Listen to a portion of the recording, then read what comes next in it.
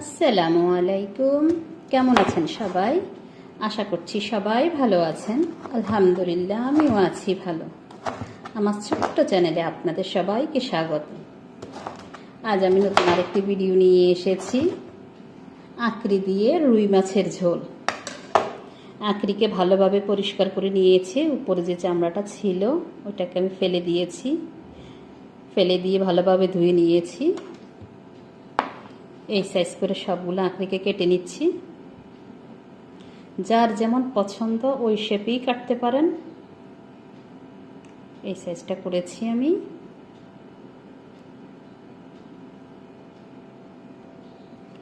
সবগুলো আঁকড়িকে আমি same size করে কেটে নিয়েছি। এখানে আধা কেজির চেয়ে কিছুটা বেশি আঁকড়ি রয়েছে। নিয়ে নিয়েছি রুই মাছ। মাছকেও ভালোভাবে ধুয়ে নিয়েছি। এখানেও আধা কেজির মতো মাছ রয়েছে। সাথে যাচ্ছে একটা বড় সাইজের পেঁয়াজ, 1 টেবিল চামচ রসুন,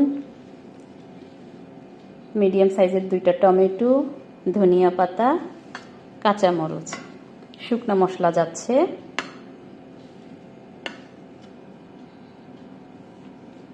স্বাদ মতো লবণ, 1 চা চামচ হলুদ, 1 চা চামচ মরিচ গুঁড়া, 1 চা চামচ জিরা গুঁড়া, 1 চা চামচ সব ধরনের গরম মশলা পাউডার করা 1 চা চামচ। তেল গরম হয়ে গিয়েছে, দিয়ে দিচ্ছি পেঁয়াজ।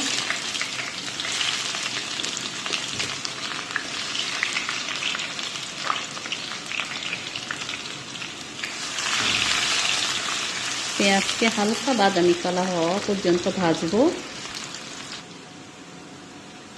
দিয়ে দিচ্ছি রসুন। রসুনের গন্ধ যাওয়া পর্যন্ত রসুনকেও ভাজবো।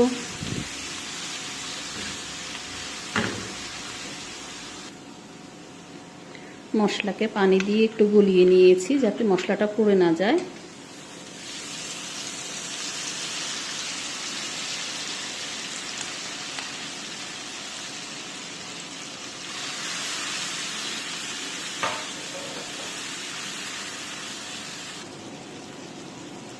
দিয়ে দিচ্ছি মাছ। মাছ কষানো হয়ে গিয়েছে, এখন তুলে নিচ্ছি মাছকে।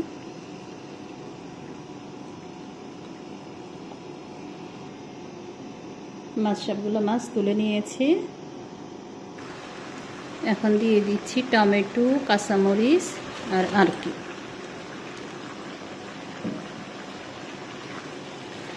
ভালোভাবে সব কিছু একসাথে মিক্স করে নেব।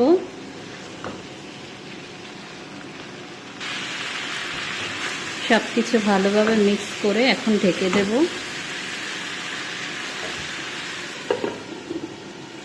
মিডিয়াম হিটে কিছুক্ষণ কষিয়ে নেব।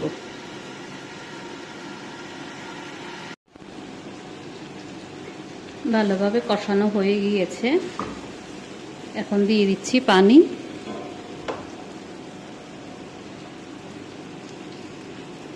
পরিমাণ মতো পানি দিয়ে দিচ্ছি। পানিটা আগে থেকে আমি সিদ্ধ করে রেখেছি।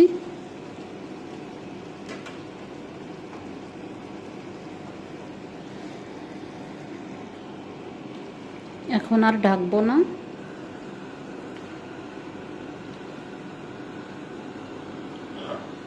দিয়ে দিব মাছ।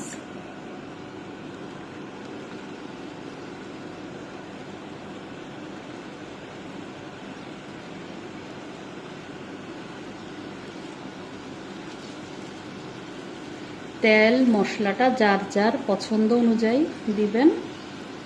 কেউ তেল মশলা বেশি খায়, আবার কেউ কম খায়। যার যেমন পছন্দ ওই হিসাবেই তেল মশলাটা দিবেন। অনেকটা সিদ্ধ হয়ে গিয়েছে। পুরো রান্নাটাই আমি মিডিয়াম হিটে করছি।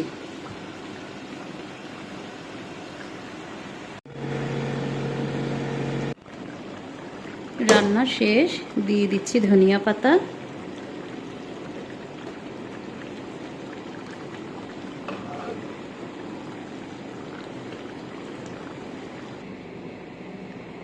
এইভাবে বানাবেন, খাবেন, আশা করছি আপনাদের সবার ভালো লাগবে।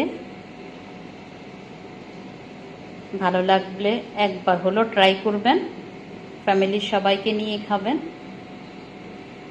আর চ্যানেলটিকে সাবস্ক্রাইব করে দিবেন। আল্লাহ হাফেজ।